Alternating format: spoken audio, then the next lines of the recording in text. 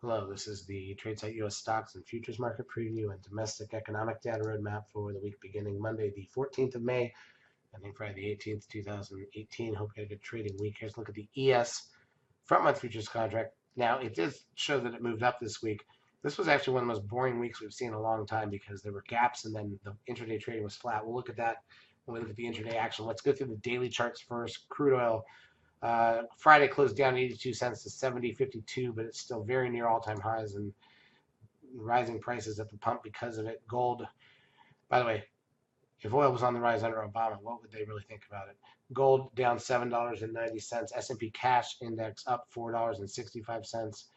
So that's a new high for the last month off that 13 buy signal, but still not much action intraday. NDX down 11, lost some points back on Friday after being up most of the week. SOX down 10.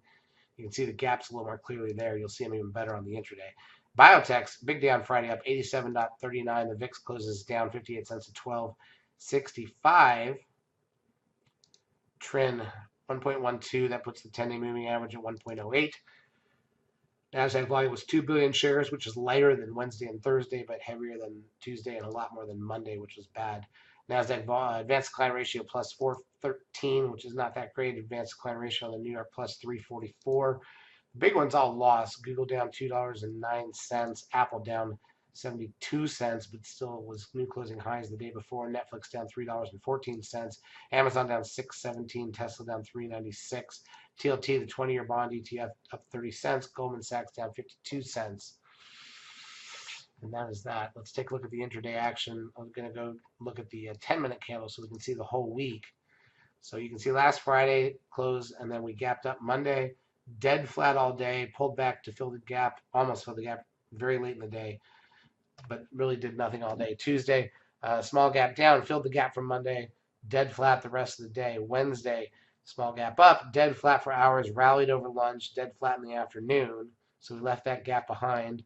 Thursday, gap up and pushed early, then dead after lunch. Friday, small gap up. Now the Nasdaq was a gap down, but a small gap up here. 13 sell signals, the high of the week, and we closed about where we started. So really, like 3 out of 4 or 5 days, closed where you started. Not very interesting. Nasdaq side, pretty much the same tail. Like the move is all Wednesday afternoon, Wednesday midday over lunch until Thursday midday. That's it. If you take that out, it's a flat week, and that's where the problem was. We did have some good stock picks.